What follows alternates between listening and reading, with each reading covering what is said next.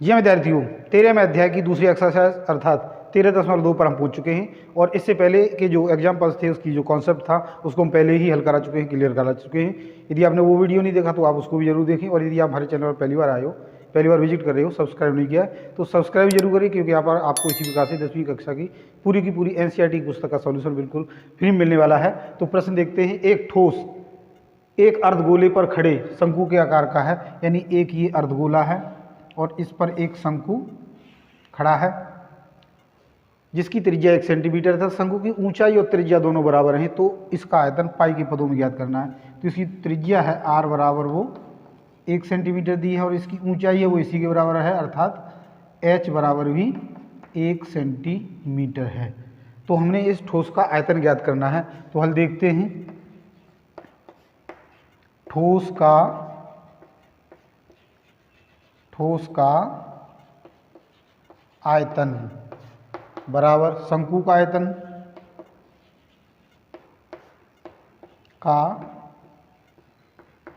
आयतन प्लस अर्धगोले का आयतन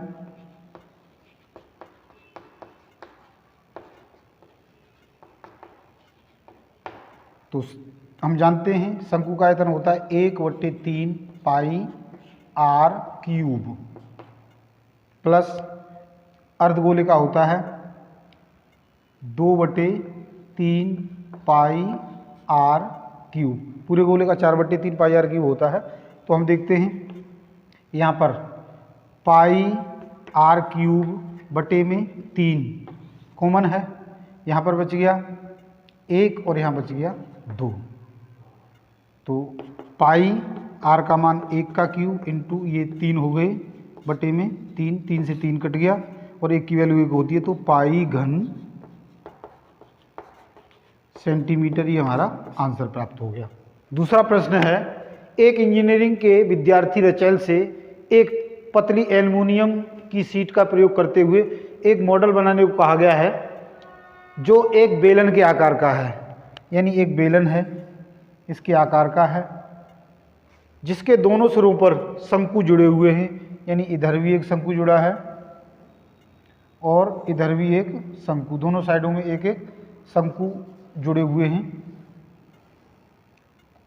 इस तरीके से इस प्रकार का मॉडल उससे बनाने को कहा गया है। साथ में इस मॉडल का व्यास जो है वो 3 सेंटीमीटर है, यानी जो व्यास है वो 3 सेंटीमीटर है, तो त्रिज्या हो जाएगी 3/2 सेंटीमीटर और लंबाई 12 सेंटीमीटर है, यानी टोटल जो लंबाई है वो 12 सेंटीमीटर है। ये यदि प्रत्येक शंकु की ऊंचाई 2 सेंटीमीटर है, यानी ये जो 2 सेंटीमीटर है 2 सेंटीमीटर ये है और 2 ही सेंटीमीटर ये है, यानी दोनों h हैं। तो बेलन की जो ऊंचाई है हम इसको h2 ले लें और इसको h1 ले लें, तो ये कितनी हो जाएगी, 12 में से 4 घटा देंगे तो 8 सेंटीमीटर ये हमारी विमाएँ हो गई। तो रचेल द्वारा बनाए गए इस मॉडल के अंतर्विष्ट हवा का आयतन ज्ञात करना है, यानी इसके अंदर कितनी हवा आएगी उसको हमें ज्ञात करना है। तो देखिए हल देखते हैं, बिल्कुल आसान है हल। अंतर्विष्ट हवा का आयतन, अंतर्विष्ट हवा का आयतन बराबर दोनों शंकुओं का आयतन, दोनों शंकुओं का आयतन प्लस बेलन का आयतन। तो इसे देखते हैं। एक शंकु का आयतन यानी 2 गुणा में 1/3 पाई r² h1 प्लस बेलन का होगा पाई r² h2। तो यहाँ से पाई r² हमें कॉमन मिल गया है, पाई r² h अलग है इसलिए हमने इसको नहीं लिया, तो यहाँ बच जाएगा 2/3 क्योंकि शंकु 2 हैं, 2 का गुणा किया था, 2/3 गुणा में h1 प्लस यहाँ से पाई r कॉमन ही आ गया तो ये हो गया h2। अब इसी को हल करना है तो पाई आर की वैल्यू 3/2 है, 3/2 गुणा में 3/2। यहाँ से H1 की वैल्यू 2, तो 2 गुणा में 2/3। H2 की वैल्यू 8 सेंटीमीटर है। तो इसको ही हम हल करते हैं। पाई 3 तिये 9 में 4 गुणा में 2 दूनी 4, इसका एलसीएम 3 ले लिया, 2 दूनी 4 प्लस 8 तिये 24, इसको हम यहाँ हल कर देते हैं। तो ये हो जाएगा पाई 9 में 4 गुणा में 8 और 4 24 और 4 28 में 3, और यहाँ पर पाई की वैल्यू भी रख देते हैं 22/7। तो 7 चौके 28, 4 से 4 भी कट गया और 3 से ये 3 बार कट गया, तो 22 तिये 66 घन आएगा, घन सेंटीमीटर इसमें हवा आएगी। तो यही इसका उत्तर हो गया। तीसरा प्रश्न है, एक गुलाब जामुन में एक आयतन की लगभग 30% चीनी चाशनी होती है। 45 गुलाब जामुनों में लगभग कितनी चाशनी होगी यदि प्रत्येक गुलाब जामुन एक बेलन के आकार का है, जिसके दोनों सिरों पर एक अर्धगोलाकार है तथा इसकी जो लंबाई है 5 सेंटीमीटर है और व्यास है वो। हम पहले इसका एक डायग्राम सा बना लेते हैं। ये मान लीजिएगा हमारा गुलाब जामुन है जिसके दोनों सिरे अर्धगोलाकार हैं और दोनों सिरों पर अर्धगोला है। इसकी लंबाई 5 सेंटीमीटर है। इसकी जो लंबाई है वो 5 सेंटीमीटर है। कंप्लीट लंबाई इन्होंने दे रखी है। ये इस तरीके से आगे सेंटीमीटर है और व्यास 2.8 सेंटीमीटर है, यानी इसकी जो त्रिज्या है वो 1.4 और 1.4 हो जाएगी। तो यदि हम इसकी बेलनाकार भाग की लंबाई निकालेंगे तो क्या हो जाएगी, 5 में से 2.8 घटा देंगे तो क्या 5 माइनस 2.8, 10 में से 8 गए 2, यहाँ बच गए 4, 4 में से 2 गए 2, यानी 2.2 सेंटीमीटर इसकी बेलनाकार भाग की एच यानी ऊंचाई होगी। अब इसका आयतन हमें ज्ञात करना है, तो प्रश्न को थोड़ा सा मिटा लेते हैं।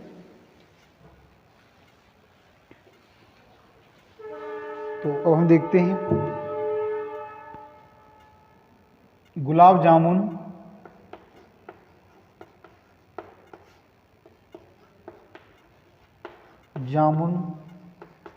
की लंबाई बराबर 5 सेंटीमीटर, बेलनाकार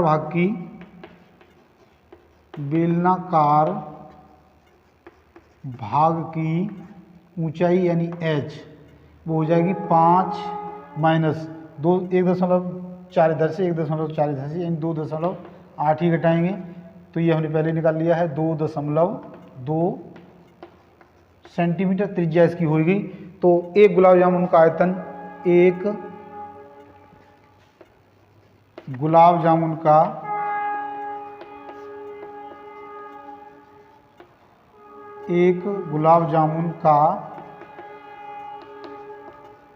आयतन ज्ञात करेंगे तो एक गोले का आयतन प्लस बेलन का आयतन। तो गोले का आयतन होता है 4/3 पाई r3, आधा इधर और आधा इधर दोनों एक मिलकर हो जाएंगे, प्लस पाई r² h। अब इनके जो मान हैं उनको रख देते हैं। 4/3, पहले तो हम इसको थोड़ा सा शॉर्ट कर लेते हैं। 4/3 है और यहाँ पर हमें पाई r² कॉमन मिल गया तो इसको कॉमन ले लेते हैं। यहाँ बच गया 4/3 r और यहाँ बच गया पाई r² कॉमन है तो h बच गया। इनकी वैल्यू रख देते हैं। पाई का मान 22/7, r का मान 14/10 गुणा में 14/10, क्योंकि 1.4 है तो हम इसकी पॉइंट हटाएंगे तो बटे में 10 आ जाएगा। 4/3 गुणा में 14/10 प्लस ये 2.2 है तो हम इसको 22/10 लिख सकते हैं, बराबर। इसको हम सॉल्व करेंगे तो 7 दूनी 14, 2 पंजे 10, 2 से ये 11 बार और ये 5 बार। तो यहाँ पर 11 गुणा में 14 बटे में 5 गुणा में 5, और ये जो ब्रैकेट है यहाँ पर हम 30 एलसीएम ले लेते हैं, तो यहाँ पर 14 चौके 56 प्लस ये 3 बार जाएगा तो बचती है 66।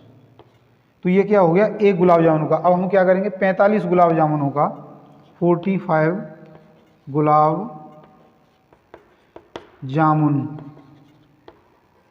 का आयतन हमें ज्ञात करना है। तो 45 का गुणा कर देंगे, 45 गुणा में 11 गुणा में 14 बटे में 5 गुणा में 5 और गुणा में इनका जोड़ 6 6 12 7 5 12 112 बटे में 30। अब क्या है, जो चाशनी है वो 30% होनी है, तो चाशनी की मात्रा 30% है, तो इसमें हम 30 का गुणा और कर देंगे। तो 30 गुणा में 45 गुणा में 11 गुणा में 14 गुणा में 112 बटे में 30 और साथ में जब परसेंटेज निकालते हैं तो 100 का गुणा और करते हैं। 30 से 30 पूरा का पूरा कट गया। यहाँ पर अब हम इन सभी वैल्यूज़ को देखेंगे। 5 गुणा 5 और रह गया है, 5 गुणा में 5, तो 5 से ये 9 बार कट गया, 5 ने 45। इसको और आगे हल करेंगे तो 11 9 99 हो जाएंगे, गुणा में बच गया ये 14 दूनी 28, 14 एकम 14 और 14 दूनी 28, 14 एकम 14 और 2 16, 14 एकम 14 और 1 15 बटे में 5 गुणा में 100। इसको सॉल्व करेंगे तो किसी एक संख्या को इससे काट लेते हैं। 5 एकम 5 बच गए 4, 49 हो गई, 5 ने 45, फिर 4 बच गए तो 5 गुट्ठी 40। अब इनका हम गुणा करेंगे तो हमें फाइनली 338 लगभग दशमलव में आएगा, उसको हम निगलेक्ट कर देंगे, वर्ग घन सेंटीमीटर हमें इसका आयतन मिल जाएगा। तो यही हमारा उत्तर है। तो आज हमने 3 प्रश्नों को हल किया है। कल यानी अगले वीडियो में हम आपसे फिर मिलते हैं इसके और प्रश्नों के साथ। तो आज के लिए इतना ही, धन्यवाद।